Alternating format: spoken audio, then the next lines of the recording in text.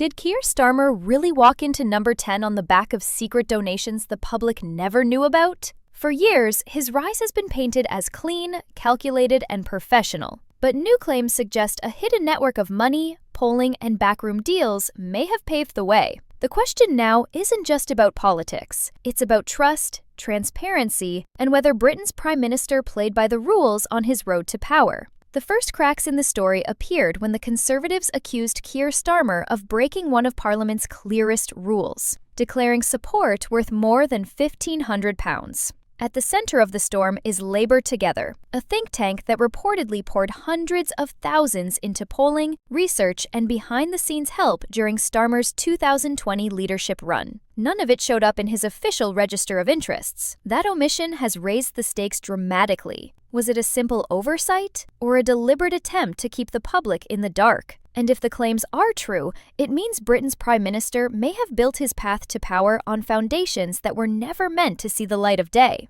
Behind the headlines sits an organization that few voters had even heard of, Labour Together. Run by Morgan McSweeney, who would later become the mastermind of Starmer's campaign, the group operated like a political machine in the shadows. It spent more on polling and focus groups than the Labour and Conservative parties combined in the run-up to 2020. This wasn't just research. It was a roadmap to Labour's grassroots, giving Starmer an edge no rival could match. Insiders say the think tank offered strategy, messaging, and even help drafting speeches. Publicly, Starmer's campaign looked modest.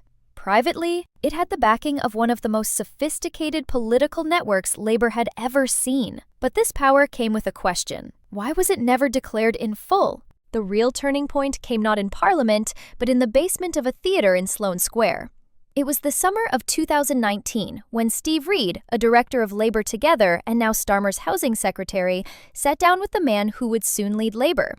According to the book Get In, Reid asked Starmer to run for the leadership and offered the full weight of Labour Together's backing. Starmer's reply? Yes, and yes again. From that moment, the deal was struck. The book describes it as the moment the machine had found its candidate and the candidate had found its machine. What followed was months of quiet coordination, research, and planning, all before the public even knew a campaign was underway. It was the birth of a partnership that would change Labour's future, but leave behind a trail of unanswered questions. By 2021, the quiet work of Labour Together was no longer in the shadows. It was under investigation. The Electoral Commission uncovered more than 20 breaches, fining the think tank for failing to properly declare over £700,000 in donations.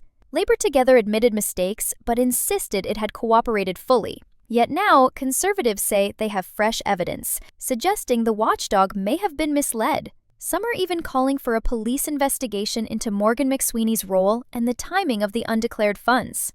What started as an internal compliance issue has snowballed into a debate over honesty at the very top of government. And with every new revelation, the pressure on Starmer's leadership intensifies.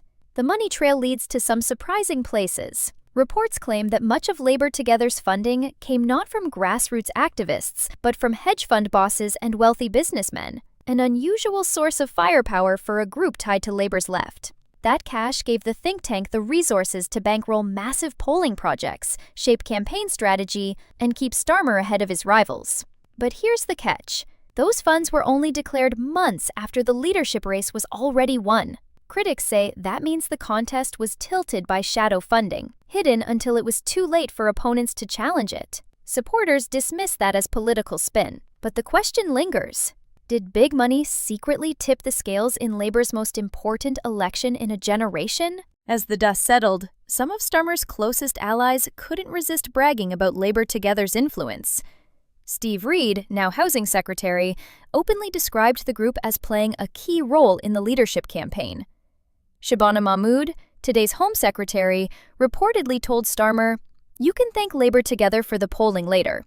And Jonathan Rutherford, one of the group's founders, even helped write Starmer's very first speech as Labour leader. The message was clear. This wasn't just outside support, it was the inner circle. Yet while senior figures were happy to celebrate the partnership, Starmer's official register of interests still made no mention of it. That gap between what was said in public and what was declared on paper is exactly what fuels today's accusations of secrecy. Now, the heat is on. Conservative Party Chairman Kevin Hollenrake has gone on the attack, calling the donations row a scandal that strikes at the heart of the Prime Minister's integrity. He's demanding that Keir Starmer come clean about his relationship with Labour Together and explain why the support was never declared. Meanwhile, Number 10, Labour Together, and even key cabinet allies have declined to give direct answers. Instead, a Labour source insists Starmer's campaign never accepted money or in-kind donations from the group. But with watchdog fines already issued and new evidence claimed by the opposition, that defense feels increasingly fragile.